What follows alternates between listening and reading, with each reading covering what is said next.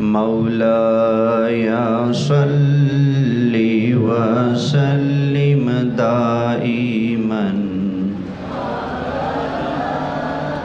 على حبيبك خير الخلق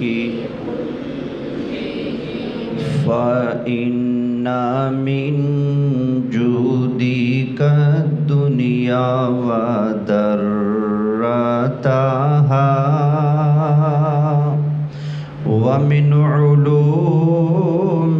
علم اللوح والقلم مولاي صل وسلم دائما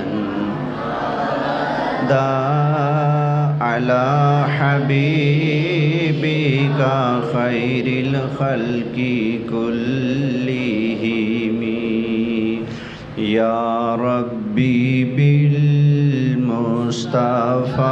بلغ مقاصدنا واغفر لنا ما مضى يا واسع الكرم مولاي صل وسلم دائما أبدا على حبيبك خير الخلق كلهم۔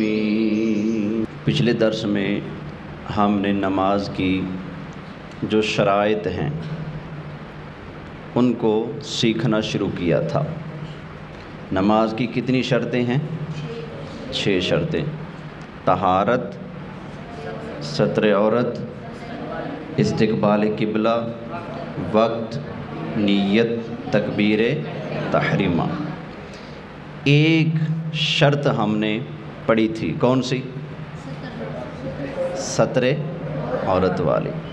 طہارت والی پہلے ہے لیکن اس کو بعد میں اس لیے رکھا کہ طہارت کی کچھ چیزیں بیان ہوئی ہیں تو آپ کہیں گے کہ یہ چیزیں پہلے پڑھیں، یہ دوبارہ پڑھ رہے ہیں، تو اب بیچ میں اور سبق آ جائے گا، اس کے بعد طہارت پڑھیں گے تو بیچ میں فرق بھی آ گیا، اور ہمارا سبق جو پچھلا پڑھا تھا اس کو دوبارہ دہرائیں گے تو یاد بھی آسانی سے ہو جائے گا۔ تو مرد کا سطر کتنا ہے؟ کہاں سے؟ ناف سے لے کر گھٹنوں تک، یہ مرد کا سطر ہے۔ اچھا، یہ لباس ہونا نماز کے لیے ضروری ہے، نماز کے لیے شرط ہے لباس ہو۔ اس کی دلیل کیا پڑھی تھی ہم نے قرآن حکیم سے؟ ماشاءاللہ، خذوا زینتکم عند کل مسجد۔ کون سا پارہ ہے؟ 8واں پارہ۔ سورہ بھول گئے؟ لکھی نہیں تھی؟ چلو دیکھ کر لکھ لینا۔ اچھا، تو آج ہم اس پر پھر غالباً 3 حدیثیں پڑھی تھی۔ ایک حضرت ایوب رضی اللہ تعالی عنہ والی، اور ایک حضرت عبداللہ بن مسعود والی، اور ایک حضرت علی رضی اللہ تعالی عنہ والی حدیث کہ رسول اللہ صلی اللہ علیہ وسلم نے ارشاد فرمایا الفخذ عورۃ، کہ یہ جو مرد کی ران ہے یہ بھی کیا ہے؟ سطر ہے۔ تو اب عورتوں کے لیے سطر کیا ہے؟ مرد کے لیے ناف سے لے کر گھٹنوں تک، اور عورت کے لیے تو توجہ سے سن لیں۔ چہرہ، ہاتھوں کی کلائیاں اور پاؤں، اس کے علاوہ باقی جتنا بھی جسم ہے خواتین کا وہ سارے کا سارا سطر ہے۔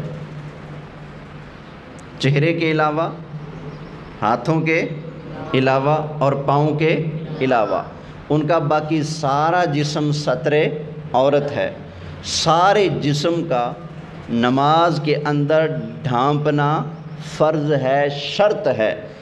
اگر ان چیزوں میں سے جن کا چھپانا نماز کے اندر ان پر فرض ہے، کوئی ایک چیز بھی اگر کھلی ہوئی واضح ہوئی نظر آ رہی ہوگی تو ایسی صورت میں اگر وہ نماز پڑھیں گی تو نماز بولیے نہیں ہوگی۔ حضرت اماں جی عائشہ صدیقہ رضی اللہ تعالی عنہا بیان کرتی ہیں، قالت قال رسول اللہ صلی اللہ علیہ وسلم لا يقبل اللہ صلاة حائد الا بخمار، کہ اللہ کے پیارے محبوب صلی اللہ علیہ وآلہ وسلم نے ارشاد فرمایا کہ اللہ تعالیٰ بالغ عورت کی نماز بغیر اوڑھنی کے، بغیر دوپٹے کے قبول نہیں کرتا۔ مطلب کہ اگر اس کا سر ننگا ہوگا، دوپٹہ سر پہ نہیں ہوگا تو اس عورت کی اللہ تعالیٰ نماز قبول ہے۔ تو پتہ چلا عورتوں کے لیے ان کا سر بھی کیا ہے؟ ستر ہے، اس کا چھپانا بھی کیا ہے؟ ضروری ہے۔ اگر سر کھلا ہوگا، بال نظر آ رہے ہوں گے تو اس کا مطلب ہے ان کا سر چھپا نہیں۔ جب سر چھپا نہیں، ڈھکا نہیں، ایسی صورت میں اگر وہ نماز پڑھیں گی تو ان کی نماز نہیں ہوگی۔ یہ ایک حدیث شریف ابو داود شریف کی ہے جو ابھی میں نے پیش کی ہے۔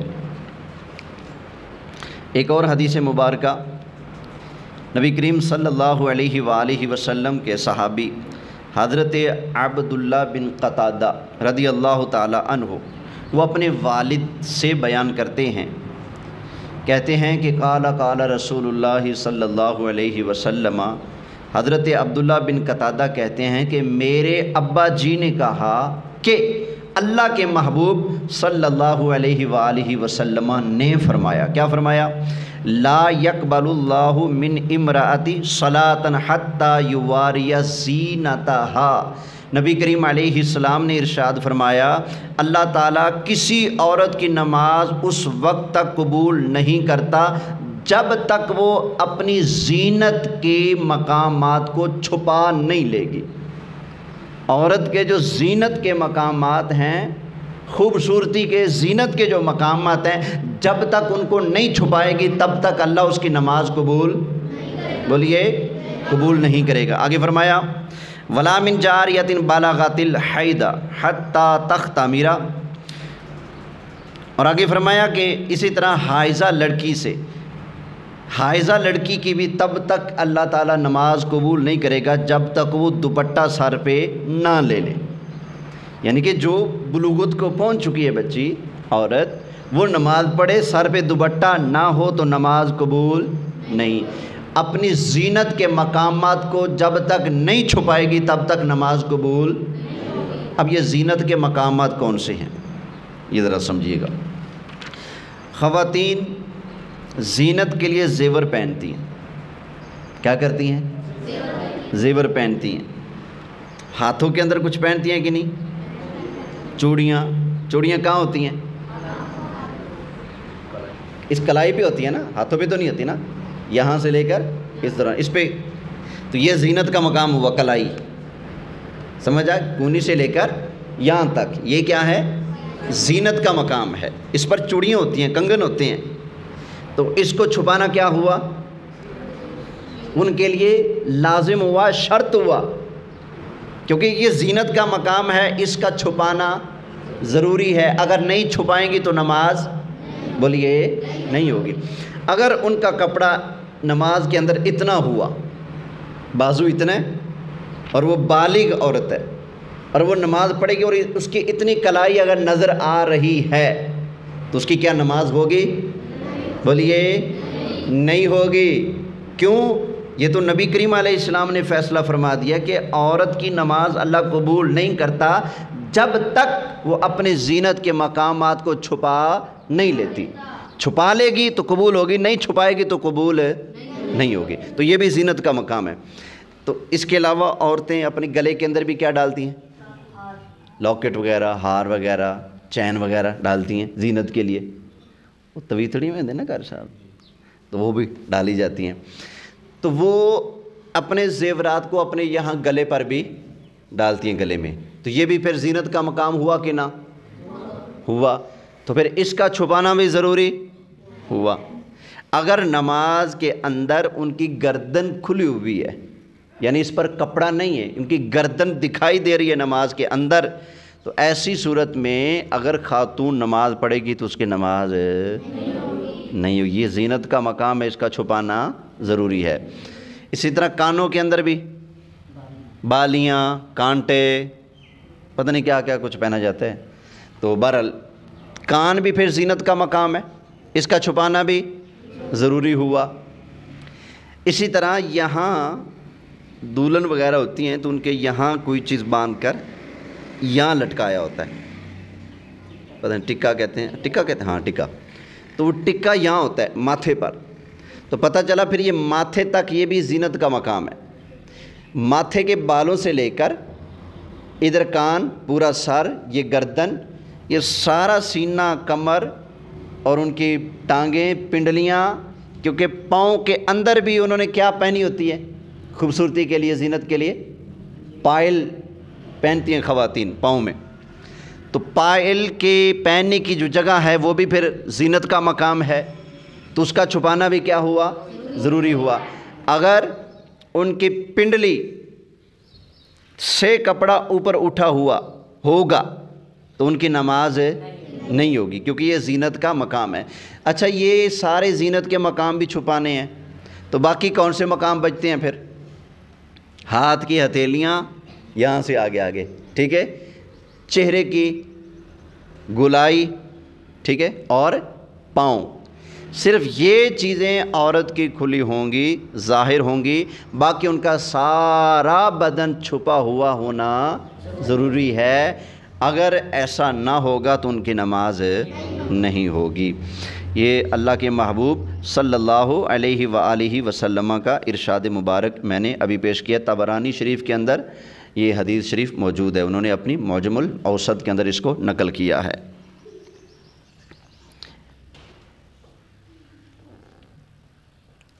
اب آگے چلتے ہیں۔ اب اس مضمون کی اور احادیث ہیں، ان کو میں اختصار کی نظر پیش نظر اختصار کی وجہ سے پیش نہیں کرتا۔ بہرحال قصہ مختصر، بات اتنی سمجھ لیں کہ عورت کا چہرہ، ہاتھ اور پاؤں، اس کے علاوہ باقی سارا جسم چھپا ہونا ضروری ہے۔ یہ اس کے لیے سارا جسم اس کا کیا ہے، ستر عورت ہے۔ اور مرد کا ستر کتنا ہے، ناف سے لے کر گھٹنے تک۔ مرد کا اگر سینہ کھلا بھی رہ جائے، آداب میں سے ہے کہ بٹن بند ہوں، لیکن کھلے بھی رہ جائیں تو کراہت کے ساتھ ہوگی، لیکن نماز ہوگی، نماز اس کی ہو جائے گی۔ اگر اس نے خالی بنین پہنی ہوئی ہے اور نیچے اس نے دھوتی باندھی ہے، شلوار باندھی ہے، ناف سے لے کر گھٹنے تک سارا جسم اس کا چھپا ہوا ہے، نماز اس کی ہو جائے گی۔ ہاں یہ کہیں گے بندے تے پتران کم کر، اس طرح کے لباس میں تو کسی کے ہاں مہمان بن کے نہیں جاتا، تو پھر اللہ کی بارگاہ میں بھی اس لباس میں مت آ۔ اسی طرح ایک اور بات سمجھ لیں، یہ آپ مسجد میں جاتے ہیں نماز پڑھنے کے لیے، تو یہ انتخابی نشان، یہ گرین ٹوپیاں پڑی ہوتی ہیں، یہ دینا ادھر اٹھا کے دینا، یہ والی ٹوپیاں پڑی ہوتی ہیں مسجدوں میں۔ یاد رکھیں، اللہ کی بارگاہ میں جب نماز کے لیے آنا ہے تو لباس صاف ستھرا، باوقار انداز سے، باوقار لباس میں آنا ہے، ٹھیک ہے۔ کوئی ایسا گھٹیا لباس، ایسا گھٹیا کپڑا، ایسا گھٹیا روپ آپ کا کہ جس کے ساتھ آپ کسی کے ہاں مہمان بننا پسند نہ کریں، اس انداز میں پھر آپ اللہ کے گھر میں بھی نہیں آئیں گے۔ بھائی اس ٹوپی کو پہن کر کوئی ولیمے پہ جائے گا؟ بولیں ہیں؟ کوئی کسی شادی پہ جائے گا؟ کسی کی دعوت پہ روزہ افطاری کرنے جائے گا؟ چلو یار، یہ تو چلو دوسری طرح کی محفلیں ٹھہری۔ کل خانی پہ کوئی بندہ نعت پڑھنے کے لیے، تقریر کرنے کے لیے، یا نعت تقریر سننے کے لیے، یا لنگر ہی کھانے کے لیے یہ ٹوپی پہن کے جائے گا؟ نہیں۔ کیوں؟ کیا آئے گی بھلا؟ بولو کیا آئے گی؟ تو جس کو پہنتے ہوئے لوگوں کے سامنے شرم آتی ہے تو اللہ کے آگے بھی پھر شرم کرنی چاہیے کہ نہیں؟ بولیے۔ تو ہمارے مفتیان کرام کا، علماء کرام کا، کئیوں کا فتویٰ ہے اس پر کہ یہ جو پلاسٹک کی یہ جو ٹوپیاں مسجد میں رکھی ہوتی ہیں، ان میں نماز نہیں ہوتی، اکثر یہ گر بھی جاتی ہے، پھر دوسرے نمازی اپنا فرض بھی سمجھتے ہیں، ٹوپی ڈگ بھی ہوں چکے دے سر ہوتے پاؤ، حالانکہ نہیں ایسا کرنا چاہیے۔ کسی کے سر سے ٹوپی گر گئی ہے تو آپ گری رہنے دے بھائی، اٹھا کر اس کے سر پہ چڑھانی بولو نہیں. سمجھ آ گئی؟ ہاں اگر آپ کو اتنے ترس آ رہا ہے تو آپ 400-500 روپیہ بھریں, اس کو کوئی بہترین سی ٹوپی لے کر دے دیں, برکاتی ٹوپی لے دیں, آپ کو برکتیں ملیں گی, آپ کو دعائیں دے گا وہ. تو یہ نہیں کہ یہ والی اٹھائیں اور اس کے سر پہ چڑھا دیں. خیر یہ ضمن میں بات آ گئی, توجہ ہے؟ سبحان اللہ کہہ لیجئے. اچھا جی, اب آگے ہم طہارت کی باتیں اب کر لیتے ہیں. طہارت بنیادی طور پر نماز کے لیے 3 طرح کی ہے. کتنی طرح کی؟ طہارت کا معنی پاک صاف ہونا. تو پاکیزگی کس چیز کی ہوگی؟ کپڑوں کی, جسم کی, جگہ کی. ان تینوں چیزوں کا پاک ہونا ضروری ہے. نماز کے لیے ان تینوں چیزوں کا پاک ہونا طہارت کہلاتا ہے. طہارت یہ نماز کی شرط ہے, اس کے بغیر نماز. تو طہارت میں کون کون سی چیزیں آئیں گی؟ کپڑے پاک, جسم اور جگہ بھی پاک ہو. اب اس کی دلیلیں سنتے جائیے. جسم پاک ہو, وہ پہلی والی آیت پہ جاؤ.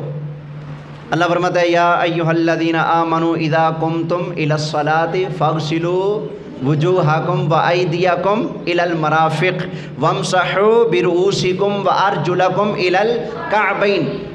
سمجھ آ گئی؟ وَإِن كُنتُمْ جُنُبًا فَطَّهَّرُوا. تو یہ آیتیں اس بات کی دلیل ہیں کہ نماز کے لیے پاکی شرط ہے, طہارت شرط ہے. چلو بس آگے بات نہیں کرتے, یہ جسم کی پاکی کے لیے اتنا کافی ہے. آگے اگلی بات, جگہ کا پاک ہونا بولیں ضروری ہے. اب اس کی دلیل کیا ہے؟ پہلے پارے میں آ جائیں. وَأَعِدْنَا إِلَىٰ إِبْرَاهِيمَ وَإِسْمَاعِيلَ أَن طَهِّرَا بَيْتِيَ لِلطَّائِفِينَ وَالْعَاكِفِينَ. یہ قرآن حکیم میں ہے. اللہ فرماتا ہے ہم نے عہد لیا ابراہیم علیہ السلام سے اور اسماعیل علیہ السلام سے. کیا؟ أن طَهِّرَا بَيْتِيَ لِلطَّائِفِينَ وَالْعَاكِفِينَ, کہ تم ایسا کرو کہ میرے گھر کے صفائی ستھرائی کرو, اس کی پاکیزگی کا, صفائی ستھرائی کا خیال کرو. کن کے لیے؟ للطائفین, طواف کرنے والوں کے لیے اور اعتکاف کرنے والوں کے لیے. اللہ نے اپنے گھر کو پاک رکھنے کا حکم دیا ہے. اس کا مطلب ہے اگر جگہ صاف ستھری نہ ہو تو وہاں پر اعتکاف نہیں, وہاں پر طواف نہیں, وہاں پر نماز نہیں. اس کے لیے جگہ کا پاک ہونا کیا ہے؟ بولیے ضروری ہے. کتنی چیزیں ہوگی؟ 2, جسم کا پاک ہونا اور جگہ کا. تیسری چیز کون سی رہ گئی؟ کپڑوں کا. کپڑوں کا پاک ہونا بھی کیا ہے؟ ضروری ہے. اس کی دلیل سن لیجئے. اللہ فرماتا ہے وَثِيَابَكَ فَطَّهِّرْ وَالرُّجْزَ فَاهْجُرْ. فرمایا حبیب آپ اپنے کپڑوں کو صاف رکھیے. وَالرُّجْزَ فَاهْجُرْ, اور پلیتی سے بچتے رہیے, دور رہیے. کہا نبی کریم علیہ السلام کو جا رہا ہے, لیکن مقصد ہے ہمیں سمجھانا, کیونکہ سرکار تو پاک ہی پاک ہے نا. سرکار سے بڑھ کر کون پاک ہو سکتا ہے نا. حضور تو ایسے ہیں جس پر کرم کر دیں, جس پر نظر کرم فرما دیں, وہ اگر پلیت ہو تو حضور اس کو پاک کر دیتے ہیں. سمجھ آئی نا, حضور تو پاک کرنے والے ہیں. اللہ فرماتا ہے هو الذی بعث فی الامیین رسولا منہم یتلو علیہم آیاتہ ویزکیہم. فرمایا نبی کریم علیہ السلام کی شان یہ ہے کہ وہ اللہ کی آیتیں پڑھ پڑھ کر انہیں پاک صاف فرماتے ہیں. تو ہمارے آقا کی شان ہے وَيُزَكِّيهِمْ, حضور پاک بھی کرتے ہیں. سمجھ آئی نا, پاک بھی کرتے ہیں. تو ایک جگہ فرمایا خُذْ مِنْ أَمْوَالِهِمْ صَدَقَةً تُطَهِّرُهُمْ وَتُزَكِّيهِمْ بِهَا. ان سے آپ صدقہ لیں, خیرات لیں, اس کے بدلے میں آپ کیا کریں؟ انہیں پاک کریں, انہیں صاف کریں, انہیں پاک فرمائیں. تو پتہ چلا نبی کریم علیہ السلام خود تو پاک صاف ہیں ہی ہیں, हुजूर जिस पर करम करें उसको भी पाक साफ कर देते हैं। जिस तरफ उठ गई दम में दम आ गया, उस निगाह इनायत पे लाखों सलाम। तो सरकार की ये शान है कि सरकार पाक भी करते हैं, खुद तो पाक हैं, पाक भी करते हैं।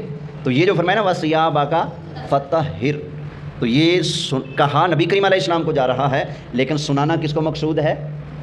हुजूर की उम्मत को। समझ आ गई ना? हमें समझाया जा रहा है कि ओ सरकार के गुलामों, अपने कपड़ों को पाक रखना, साफ़ रखना, पेशाब के छींटे मत पड़ने देना, गंदगी वगैरह इस पर मत पड़ने देना, हर तरह की निजासत, पलीती और गंदगी से हमेशा दूर रहना, अपने कपड़ों को भी पाक साफ़ रखना। तो ये मोटी मोटी बातें मैंने अर्ज़ कर दी हैं। तहारत के लिए जिस्म का पाक होना ज़रूरी, जगह का पाक होना ज़रूरी है, कपड़ों का पाक होना ज़रूरी है। तीनों का जिक्र भी हो गया और इनकी दलीलें भी मैंने आपके सामने पेश कर दी हैं। यहाँ पर एक और बात अर्ज़ कर दूँ। अबू दाऊद शरीफ के अंदर एक हदीस है, नबी करीम अलैहिस्सलाम एक दफ़ा नमाज़ पढ़ा रहे थे, सहाबा पीछे पढ़ रहे थे।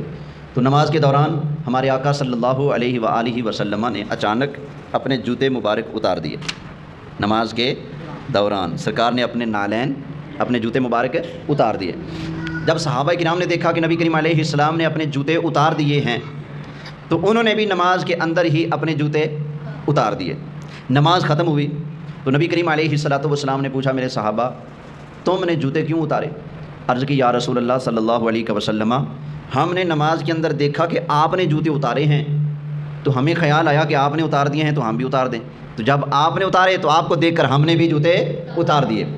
तो फरमाया मैंने इसलिए उतारे हैं कि मेरे पास जिब्राइल अलैहिस्सलाम आए नमाज के दौरान और उन्होंने कहा या रसूल अल्लाह सल्लल्लाहु अलैहि वसल्लम, आका आपके जूते मुबारक पर ना थोड़ी निजासत लगी हुई है, तो इसको उतार दें। तो फरमाया मुझे आकर जिब्रील ने कहा कि इस पर क्या लगी है? निजासत लगी है, तो इसको क्या करें? उतार दें। तो मैंने तो इसलिए उतारे। तो साहबा ने कहा या रसूल अल्लाह, हमने फिर इसलिए उतारे कि आपने उतार दिए, आपको देखकर हमने उतार दिए। अच्छा, इस हदीस को लिखकर कई देवबंदी, कई वहाबी ये कहते हैं भाइयों, पता चला अगर कपड़े पर, जिस्म पर कोई निजासत लगी हो, जूते पर कोई पलीती गंदगी निजासत लगी हो तो उसमें नमाज नहीं होती। पहला मसला ये पता चला। हम कहते हैं हाँ ये मसला ठीक है। अगला मसला जो कि मसला नहीं, जो कि डसला है, वो ये करते हैं भाइयों, पता चला नबी करीम अलैहिस्सलाम को इल्म शिल्म कोई नहीं।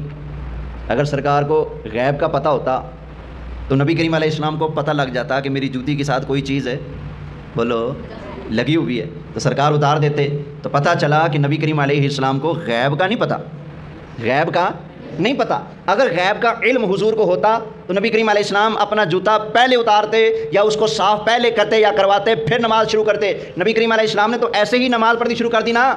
तो पता चला हुजूर को गैब का इल्म, बोलो वो लोग ये डसला करते हैं। अब इसका जवाब पेशी खिदमत है, जवाब दे दूँ, याद रखेंगे। नंबर एक, ये क्या है? क्या है? मोबाइल का कवर है ना? अच्छा जी, ये मैंने डाला जेब में, मैं नमाज़ पढ़ रहा हूँ। ये गायब है या सामने है? बोलिए सामने। कोई मुझसे पूछ ले हो आपके मोबाइल का कवर कहाँ है? मैंने नमाज़ पढ़ ली है, नमाज हो चुकी है। कोई पूछता भी आपके मोबाइल का कवर कहाँ है? मैं कहता हूँ यार यहाँ रखा था, पता नहीं यार कहाँ गया, इधर ही था कहीं। क्या ये मुझसे गैब है? बोलो नहीं, ये तो मेरी जेब में है, नज़र भी आ रहा है, गैब बोलिए।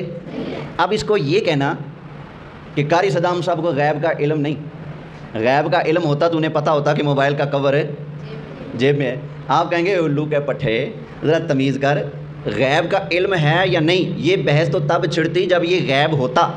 ये तो है ही सामने, ये गैब बोलो सामने है ना। इसको यूँ कहेंगे कि चीज़ पास है लेकिन उसकी तरफ तवज्जो, बोलो चीज़ पास है लेकिन उसकी तरफ तवज्जो नहीं है। तो हम मानते हैं सरकार को अल्लाह ने बड़ा इल्म अता फरमाया, लेकिन कभी कभी ये हो जाता था कि सरकार को चीज़ का इल्म होता था, अल्लाह तवज्जो हटा लेता था। इल्म होता था हुजूर को लेकिन उसकी तरफ तवज्जो, जैसे कि ये कवर मेरी जेब में है, मोबाइल का कवर, लेकिन मेरी तवज्जो, ये गैब है मुझसे नहीं, सामने है, मुझे पता भी है कि मैंने जेब में डाला लेकिन इसकी तरफ तवज्जो नहीं है। और भाई ये नहीं कहते कि नबी करीम अलैहिस्सलाम को गैब का नहीं पता। नंबर एक, वो गैब तो था ही नहीं। जूते आदमी के जो कदमों में होते हैं वो आदमी से गैब होते हैं। गैब तो उस चीज़ को कहते हैं जो आपकी आँखों से देखी ना जा सके, कानों से सुनी ना जा सके। ہاتھوں سے چھوئی نہ جا سکے. جس کو آپ ہاتھوں سے چھو نہیں سکتے وہ غیب ہے. جس کو آپ دیکھ نہیں سکتے وہ غیب ہے. جس کو آپ سن نہیں سکتے وہ غیب ہے. جوتا دیکھا بھی جا سکتا ہے, چھوا بھی جا سکتا ہے, یہ آدمی سے غیب نہیں ہوتا. نمبر 1, اس کو غیب کہنا یہ صحیح بولو نہیں. نمبر 2, ہم مانتے ہیں کہ کئی مرتبہ نبی کریم علیہ السلام کو چیز کا علم ہوتا ہے لیکن اس کی طرف سرکار کی توجہ, بولیے توجہ نہیں ہوتی. تو یوں یہاں پر ہم کہیں گے کہ کسی وجہ سے اللہ نے حضور کی توجہ ہٹا لی. علم تھا لیکن اللہ نے توجہ ہٹا لی. کیوں؟ کوئی وجہ تھی. وجہ کیا تھی میں آپ کو بتاتا ہوں. ایک بندہ جو نماز پڑھ رہا ہے, نماز کے اندر اس کو یاد آیا کہ میں نے جو سر پہ ٹوپی پہنی ہوئی ہے, اس ٹوپی کے اوپر تو کوے نے بیٹ کر دی تھی, بچے نے پیشاب کر دیا تھا, پھر سو کے ٹوپی پلیت ہے پاک ہے, پلیت ہے ناپاک ہے. نماز کے اندر اس کو یاد آیا کہ وہ نماز توڑ دے, نہیں, کیا کرے گا؟ اتار کر کیا کر دے. اب یہ مسئلہ ہم نے کہاں سے سیکھا کہ نماز کے اندر اگر آپ کو پتہ چلے بھائی کچھ ایسا ہو گیا ہے, ہمیں کہاں سے پتہ چلا؟ ہمیں حضور کی اس حدیث سے پتہ چلا. سمجھ آئی نا؟ ہمارے ساتھ پیش آنے والے مسئلوں کا حل بھی تو نکالنا تھا نا.